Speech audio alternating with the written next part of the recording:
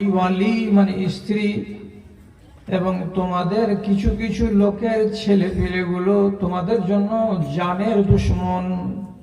এই জানের দুশমন থেকে তুমি নিজেকে দূরে রাখো, বাঁচিয়ে রাখো, সাবধানে থাকো।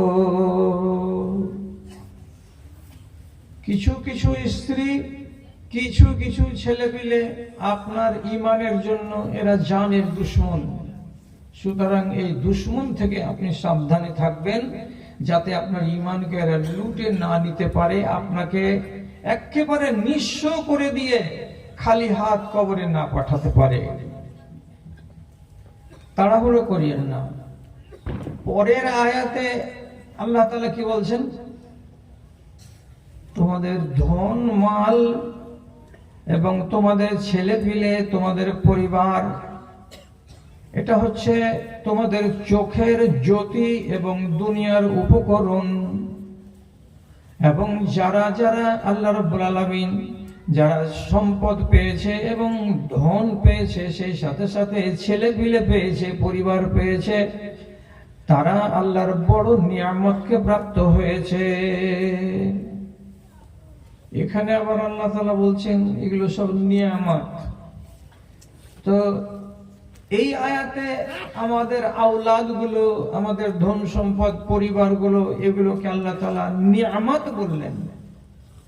আর ওই আয়াতে আল্লাহ তাআলা বলছেন তোমাদের কিছু কিছু লোকের স্ত্রী এবং আওলাদ হচ্ছে তোমাদের জন্য কি? দুশমন। এখন জানার বিষয় হলো এই, দুশমন কেমন করে হয় স্ত্রী, আর দুশমন কেমন করে হয় আমার ছেলে পিলে, যে আমি ওখান থেকে সাবধান থাকবো। তো ভাই, আপনি নিজের স্ত্রীটাকে শুধু দেখেছেন, আর অন্য কোন মানুষের স্ত্রীর স্বভাব, চরিত্র, ক্যারেক্টার, এগুলো সম্বন্ধে কখনো খোঁজ নেননি। যদি বলেন গ্রামের মহিলাদের আমি কেন খোঁজ নিতে যাব?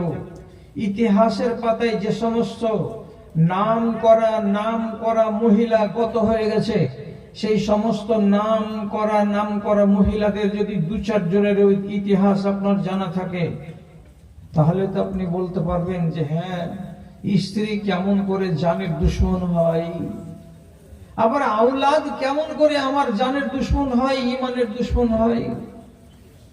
তাহলে মগজটাকে আপনারা চোখা করুন। আপনাদের হাতে কাগজ কলম নেই, শুধু ব্রেনের মেমোরিতে বসান কথাগুলোকে। একটা মহিলা, তার নাম কোরআনে নেই কিন্তু পরিচয় আছে, এটা হলো নূহ আলাইহিস সালাতু ওয়াস সালামের বাড়িওয়ালি। এটা একটা স্ত্রী লোক। আরেকটা মহিলা, তার নাম কোরআন মাজিদে লেখা নেই কিন্তু তার আলোচনা আছে। এই মহিলা সেটাকে তো নবী লূত আলাইহিস সালামের স্ত্রী। দুটো মহিলার নাম হলো, একটা মহিলা তার নাম কোরআন মাজিদে আল্লাহ রাব্বুল আলামিন বিভিন্ন সূরাতে তাকে নিয়ে আলোচনা করেছেন। এই স্ত্রী এর নাম আমরা জানতে পেরেছি নির্ভরযোগ্য সূত্র থেকে, তার নাম আসিয়া। এটা হলো ফেরাউনের স্ত্রী। আর একটা নারী, তার নাম কোরআন মাজিদের ভিতরে উল্লেখ হয়নি কিন্তু তার আলোচনা আছে, সুন্দর আলোচনা। এই মহিলাটা হচ্ছে হযরতে মূসা আলাইহিস সালাতু ওয়াস সালামের মা। আর একটা নারীর কথা বলছি, যে নারীর নাম কোরআন মাজিদে নেই কিন্তু তার আলোচনা কোরআন মাজিদে আছে। সেই নারী, তার নাম অন্য জায়গা থেকে জানা গেছে, এর নাম হলো উম্মে জামিল, আবু লাহাবের স্ত্রী। আপনি একটু বিচার করবেন কি, যে এতটি যে নারীর নাম আমি আপনার সামনে নিলাম, এরা যে প্রসিদ্ধ ইতিহাসের পাতায়, তো এরা কোন গুণে প্রসিদ্ধ? ভালো গুণে না মন্দ গুণে? কি দিক দিয়ে, কোন দিক দিয়ে এরা ভালো আর কোন দিক দিয়ে এরা মন্দ, বা এদের খ্যাতি কেন এত? তাহলে এইবার শুনুন, জানের দুশমন কেমন করে হলো স্ত্রী, এ কথাটা যদি আপনাকে শিখতে হয়, আর আপনার জন্য পরম বন্ধু হলো স্ত্রী, এ কথা যদি আপনাকে জানতে হয়, আমাকে একটু সময় দিন, আমি আপনাকে বলে দিচ্ছি। কি বলবো? নূহ নবী 1000 বছর নিজের উম্মতদেরকে তবলিগ করেছিলেন। কোন এক জায়গায় 50টা লোককে ভালো ভালো কথা বলছেন, মানুষগুলোর দিলটাকে নরম করে দিয়েছেন।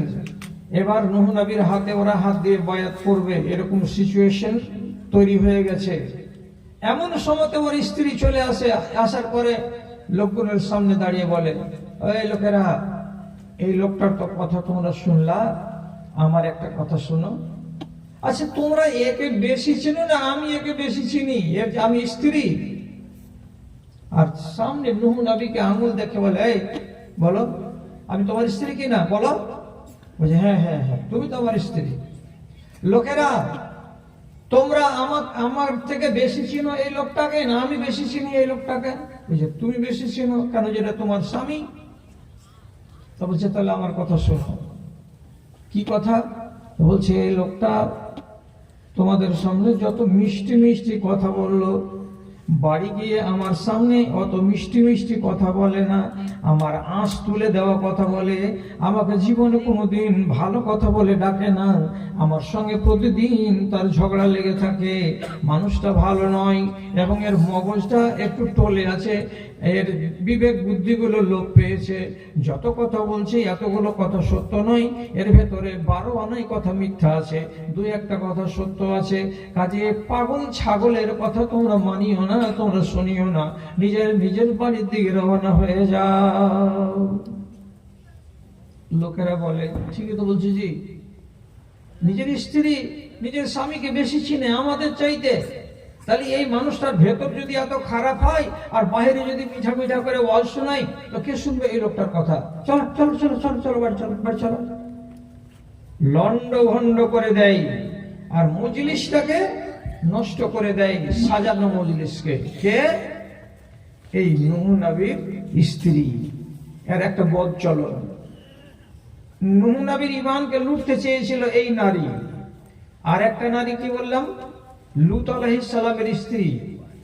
ভালো করে কথাটাকে মাথায় তুলুন।